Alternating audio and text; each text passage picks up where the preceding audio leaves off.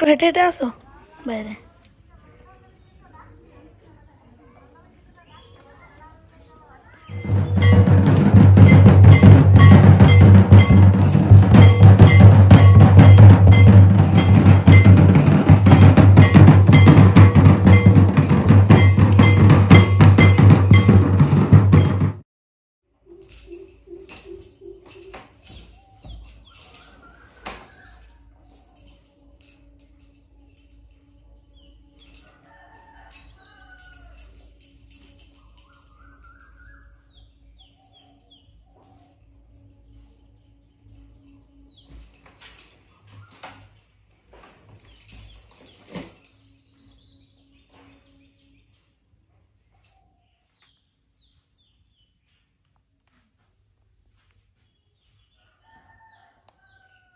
Hello everyone, good morning. Welcome back to my another blog video and welcome back to my channel.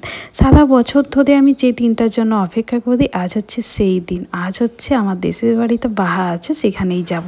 না খড়গপুর বাহার জন্যও কিন্তু wait করি, কিন্তু এইবারটা যাওয়া হয়নি। তার কারণ তোমরা তো ব্লগ দেখেছো আমার, কি না ওই ডেতে আমার একটা ব্রাইড ছিল, আমার একটা রিসেপশন ব্রাইড ছিল, যার কারণে একদমই যেতে পারলাম না। প্রথমে তো হচ্ছে ডেটটা ঠিক ছিল না, যদিও ব্রাইডকে আমি নিয়েছিলাম। পরে হচ্ছে কোনো কারণে ব্রাইড ক্যান্সেল হয়ে গেছে, তখন ডিসাইড করেছিলাম, কিন্তু ব্রাইডের এত আবদার ছিল যেটাকে আর ফেলতে পারিনি। খাওয়ার সময় একদমই পাইনি, তাই ঝটপট করে ব্যাগপত্র প্যাক করে বেরিয়ে পড়লাম। আর গাড়িতেই হচ্ছে আমার খেয়ে নিচ্ছিলাম বাসি খিচুড়ি খেতে আর বাসি পিঠা খেতে কিন্তু বেশ ভালো লাগে। তারপর রাস্তায় দাঁড়িয়েছিলাম একটা পেট্রোল পাম্পে, সেখানে ওয়াশরুমটা দেখলাম বেশ পরিষ্কার ছিল, আর মিররটা তো আরও যেন বেশি পরিষ্কার ছিল। তাই নিজেকে কন্ট্রোল না করতে পেরে একটু ছবি তুলে নিলাম। তারপরে এই সুন্দর একটা ফুল দাদাকে গিফট করলাম, ড্রাইভ করতে যেন তার বোরিং না লাগে। তারপর চলো, এইদিকে গোলু, বাবা, মা তিনজনে বসে বসে ভীষণ সেলফি তুলছিল, যেগুলোর ছবিটা আমি ভেবেছিলাম ফোন চেক করবো, কিন্তু চেক করার হয়ে ওঠেনি। আর রাস্তাটা ভীষণই সানশাইনি ছিল, যেহেতু 3 দিন ধরে লাগাতার বৃষ্টি হয়েছে, তাই আজকে একটু জাস্ট হচ্ছে রোদটা কম ছিল, কিন্তু না বললেও কিন্তু নয়। তারপর আমরা মাঝ রাস্তায় দাঁড়িয়ে পড়েছিলাম, মহুল কুড়াচ্ছিলাম। যেহেতু মহুলটা পুজোতে লাগে, তো সেই কারণে বাড়িতে নেওয়া আছে কি না সেটা তো ঠিক জানা নেই, তো সেই কারণে বাবা, গোলু আর মাটা এখনও লাগেনি, কিন্তু না কিছুক্ষণ পরে তিনজনে মিলে গোটা জঙ্গল ঘুরে ঘুরে অনেক মহুল কুড়িয়েছিল। সকাল 8টার দিকে বেরিয়েছিলাম, তারপর তো রাস্তায় দাঁড়িয়ে যাই হোক একটু লেট হয়ে গেছে, 9:30 মতন বেজে গেছে। আমরা পারফেক্ট টাইমে এসছি। আর এখন দেখছি সবাই যে যা কাজ বাজ সেরে পুজোর জন্য বেরোচ্ছে, তো যাই একটু বসবো, তারপর ফ্রেশ হয়ে আমিও রেডি হয়ে বেরিয়ে যাব পুজোর জন্য। চলো এবার ব্যাগ ট্যাগগুলোকে সব নামানামি করি, এটাই হচ্ছে সব থেকে বড় কাজ। তুলতে যত না কষ্ট লাগে, নামাতে যেন আরও বেশি কষ্ট লাগে।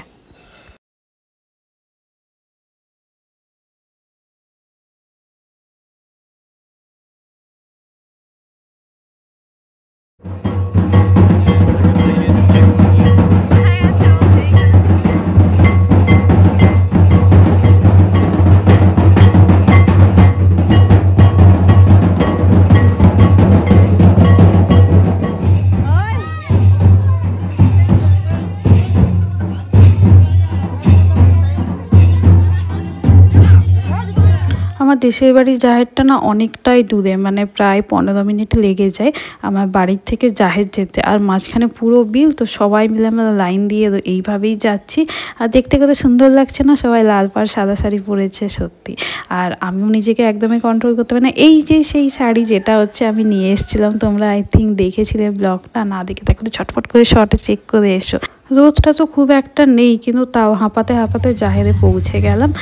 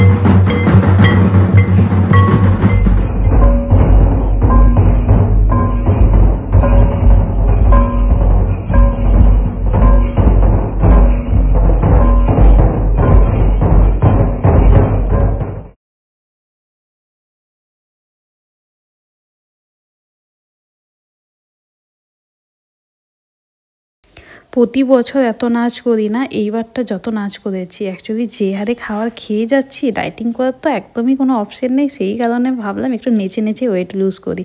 আর সবাই কিন্তু চলে গেছে বাড়ি, আর আমি আর গোলু একদম শেষে আসছিলাম। বাড়ি পৌঁছে আমাকে কিছু কাজ দেওয়া হলো, মশলা বাটাবাটি, তার কারণ হচ্ছে যেগুলো পুজোর জন্য নিয়ে যাবে, মানে পুজোর ওখানে আবার খিচুড়ি করতে হয়।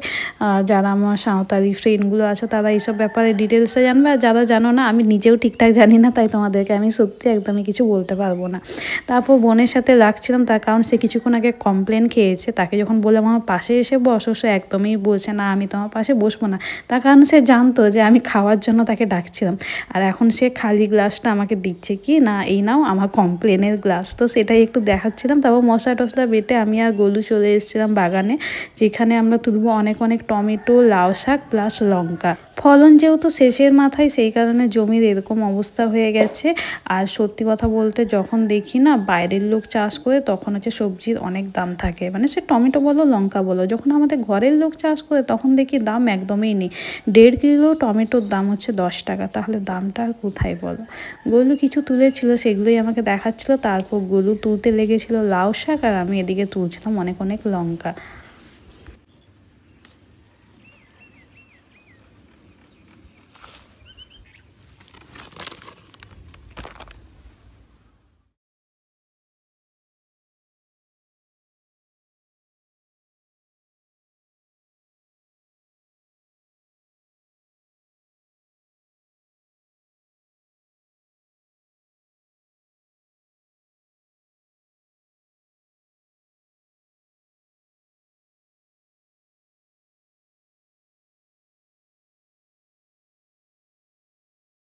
বাগান থেকে বাড়ি গিয়ে খেয়ে দিয়ে ছটফট করে রেডি হয়ে গেলাম, তার কারণ আমরা এবার অনেক লেট হয়ে গেছি, আর সেখানে গিয়ে একটু নাচতে হবে। তো নাচার থেকে সব থেকে বড় কথা ছবি তুলতে হবে, আর যেটার জন্য আমার একদম সানসেট চাই।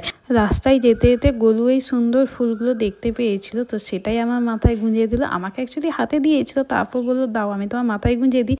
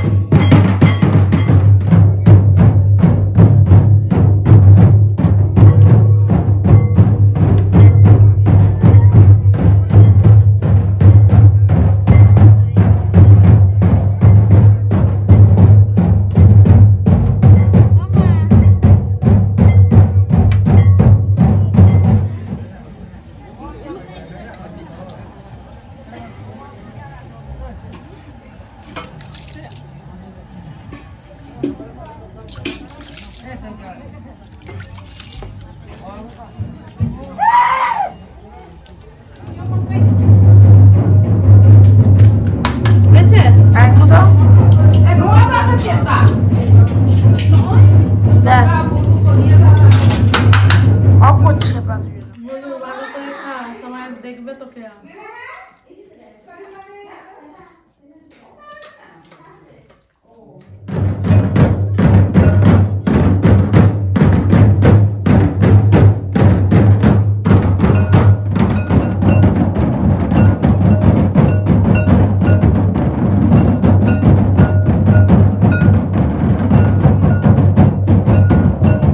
অনেক মজা, অনেক আনন্দ, অনেক মানুষের সাথে দেখা সাক্ষাৎ, অনেক গল্পগুজব, সমস্ত কিছু এখন শেষ।